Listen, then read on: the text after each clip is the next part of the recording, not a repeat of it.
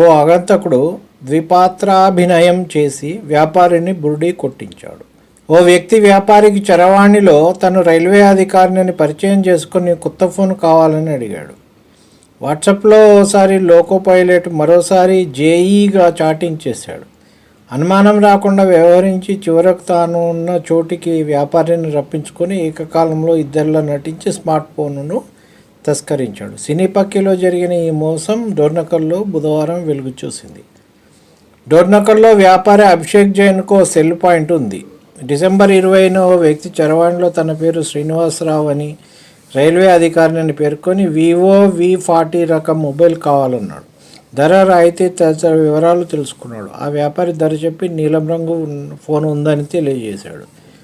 తనకు పర్పుల్ రంగు ఫోన్ తెప్పించాలని కోరుతూ 10 రోజుల్లో ఫోన్ చేస్తానన్నాడు. ఈ క్రమంలో ఇద్దరి మధ్య వాట్సాప్ చాటింగ్ కూడా జరిగింది. సరిగ్గా 15 రోజులకు కొత్త ఫోన్ తెచ్చారా, సెల్ పాయింట్కు వస్తున్నట్టు అతను ఫోన్ చేశాడు. కాసేపటికి మళ్ళీ ఫోన్ చేసి విధి నిర్వహణలో తీరికలేదని, ఫోన్ తెస్తే ఇక్కడే డబ్బులు ఇస్తానని చెప్పి రైల్వే స్టేషన్ లోపలి ఓ కార్యాలయం చిరునామా చెప్పాడు. కొత్త ఫోన్తో వెళ్ళిన వ్యాపారి ఆ అధికారికి ఫోన్ చేయగా బిజీగా ఉన్నానని తన సహాయకుడిని పంపిస్తున్నట్టు తెలిపాడు. రైల్వే కార్మికుడు దుస్తుల్లో ఉన్న వ్యక్తి వచ్చి సార్కు కాల్ చేసింది మీరేనా అని పలకరించి ఇక్కడే కూర్చోండి, సార్ వస్తారని చెప్పి విశ్రాంతి గదిలో కూర్చోబెట్టి వెళ్ళాడు. ఆలస్యం అవుతుండడంతో అధికారితో వ్యాపారి ఫోన్లో మాట్లాడాడు.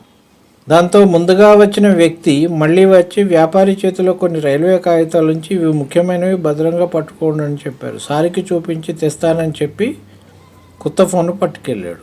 ఆ వ్యక్తి ఇంతకీ తిరిగి రాకపోవడంతో అధికారికి వ్యాపారి ఫోన్ చేశాడు.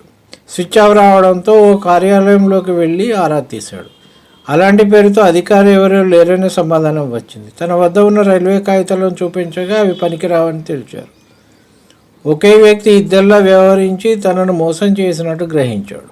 రైల్వే సివిల్ పోలీసులకు సమాచారం ఇవ్వనున్నట్లు బాధిత వ్యాపారి అభిషేక్ జైన్ తెలిపారు. కాగా మహబూబాబాద్ రైల్వే స్టేషన్లో ఈ తరహా మోసం 2 నెలల కిందట జరిగినట్టు ఇప్పుడు ప్రచారం అవుతుంది. చూడండి ఎట్లున్నదో కథ, ఘోరంగా మోసపోయిండు.